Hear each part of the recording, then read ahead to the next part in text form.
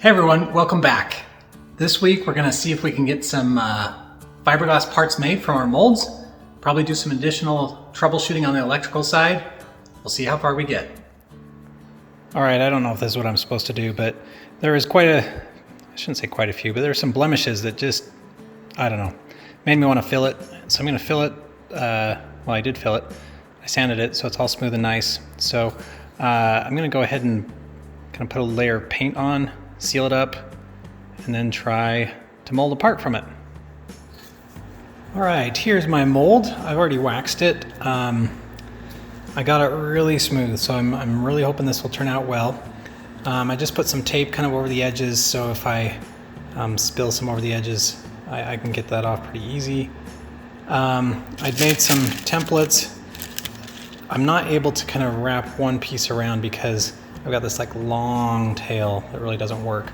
So I'm gonna have one piece go there, the other piece go there. I'll have some overlap in the middle. So I made some templates for each side, cut out some fiberglass. I've got the 0.75 gram cloth as well as the thicker stuff.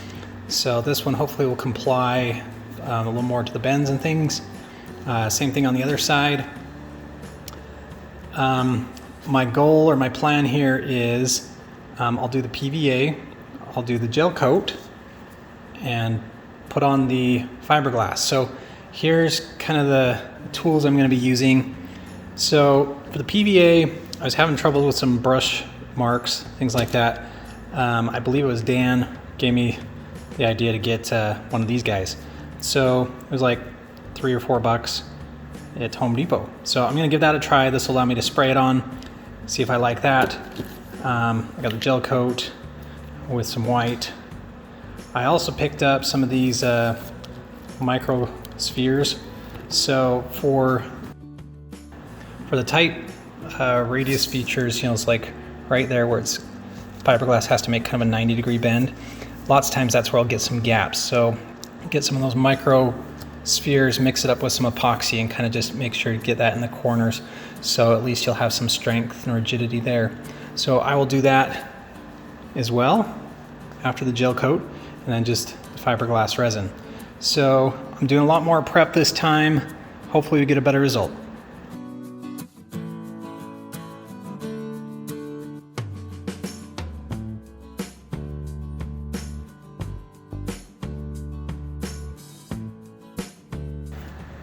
All right, so the little sprayer kept kind of sputtering, and I actually kind of got little, I'll call them ice crystals, PVA crystals that were shooting out like it was getting too cold.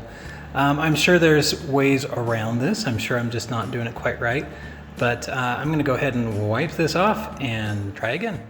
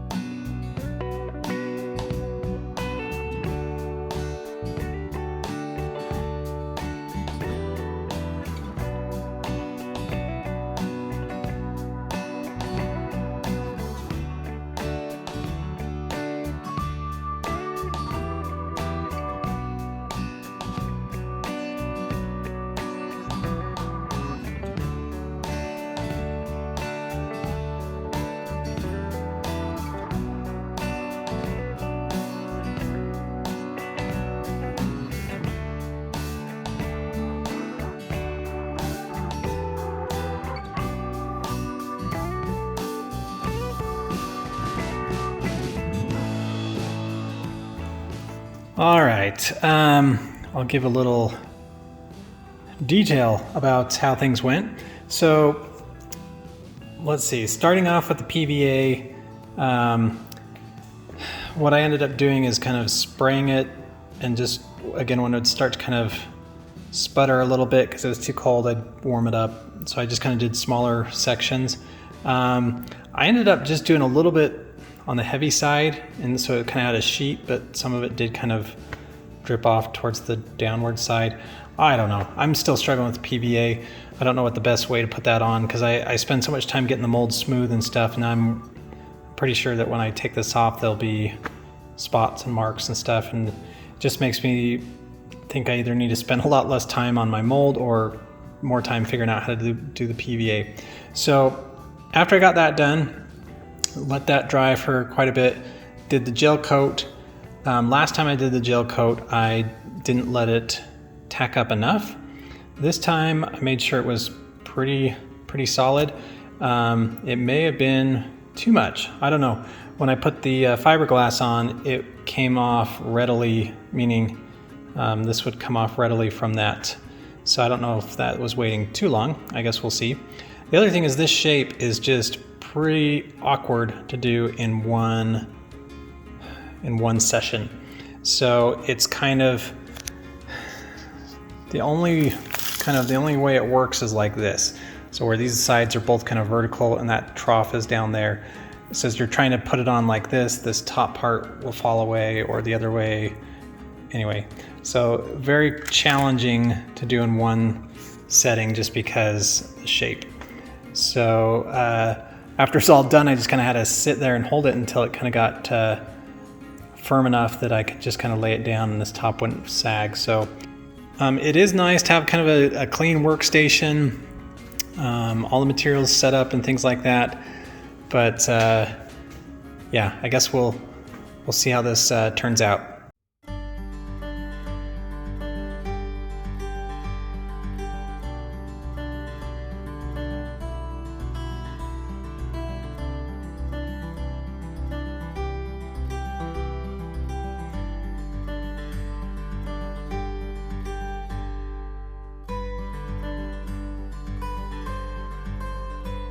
All right, so here's my mold.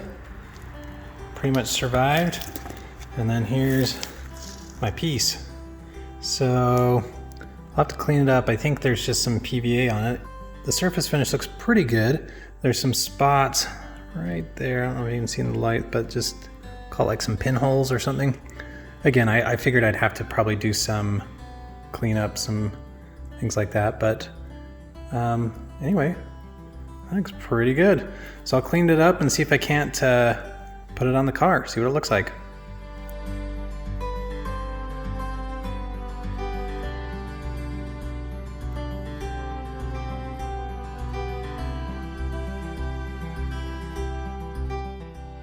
All right, all cleaned up. I think it looks pretty good. When I trimmed it just a titch on the big side. So I imagine when I go put it on the car, it won't quite fit, but I figured it's better to be a little big than a little small. So we'll go test it out. Okay, this is kind of the first fit up. It needs to go in like another, I don't know, ½ inch that way. So remember how I said I cut it a little bit big? So this isn't too bad right here, but again, it needs to go further. So both sides, I think, just need to be trimmed up a little bit. But it's kind of what it looks like. Pretty exciting. All right, there it is, all trimmed up. Again, I think it looks pretty dang good. The surface finish is at least as good as that, not a little better. I do have, like I mentioned, I've got maybe a couple little pinhole things there, but I'm liking it. I'm gonna need your suggestions on how best to join it. If I just do like some seam sealer or do I fiberglass it in? But anyway, I think it looks pretty dang good. I've got obviously where the transitions from the part to here. I'm gonna have to blend that there and there, but I'm liking it. Thanks for all your help. All right, so that's with the light housings in. And we'll go ahead and put the fender on. All right, that's what it looks like with the light housings as well as the fender. This obviously needs a lot of cleanup, but yeah, I think it looks pretty sharp. I'm liking that. Okay, now that I've got the passenger side done, I did make an outside mold and an inside mold for this one. I'm kind of leaning towards, rather than trying to join them, I'm gonna patch this one up and just make one mold from this side. So I will do a little work here and try and get a mold going.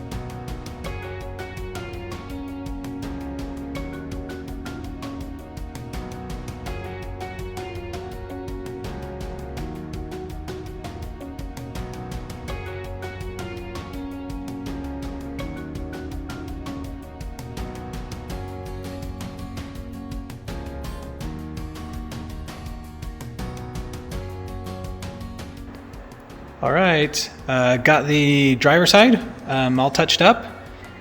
Kind of matched the, made sure the profiles match the other side. So this guy is ready to make another mold out of.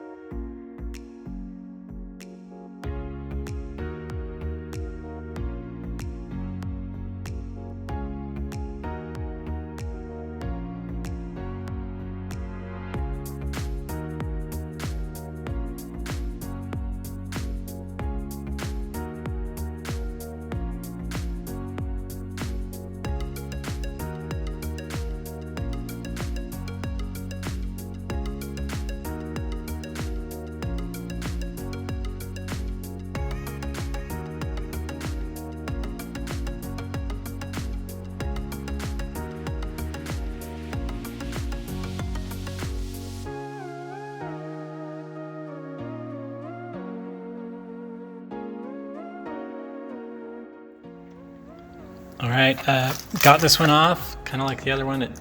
The whole plug came out. So we'll go ahead and see what we can do to clean it up and see what it looks like.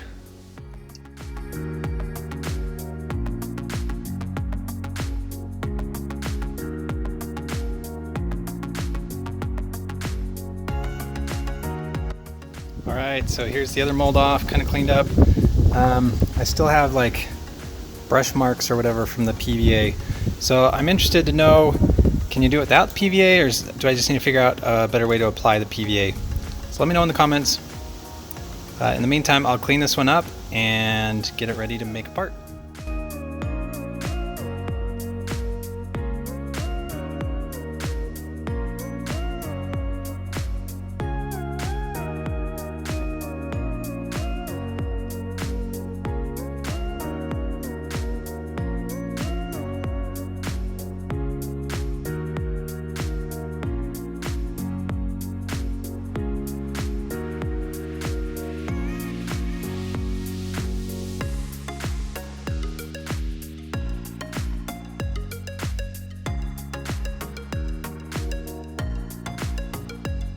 All right, I got the mold all cleaned up, filled, sanded, ready to mold parts, but we are out of time.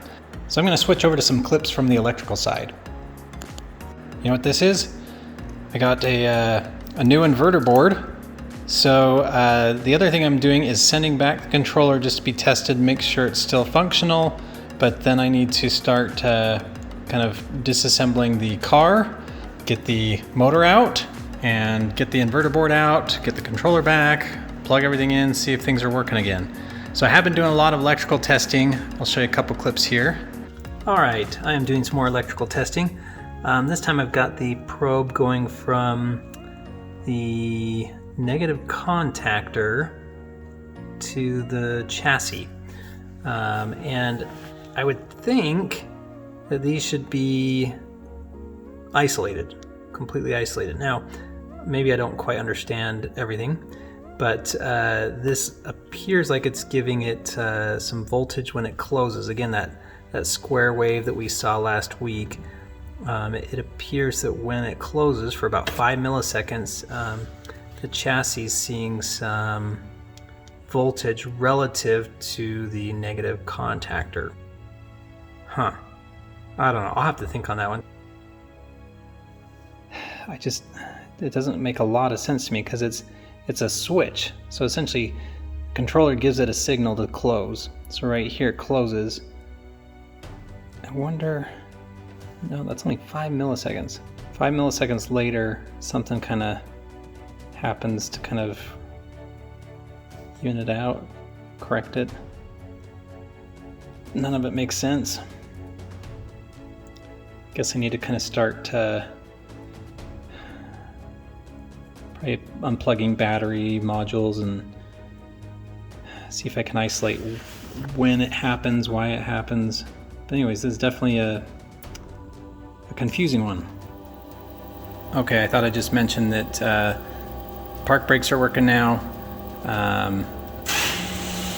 It goes green, they both go open. Red, they both go close. So basically all I did is turn it off and on. So that's working now. We'll take the win. All right, so I think I figured out a couple things. So number one, the second click is the one I'm focusing on, and that's the controller sending two signals, or one signal through two wires, but one of them is going to the negative contactor, telling it to close. The other one is going to on the positive side, the pre-charge resistor. And so again, I think those are just happening 5 milliseconds apart.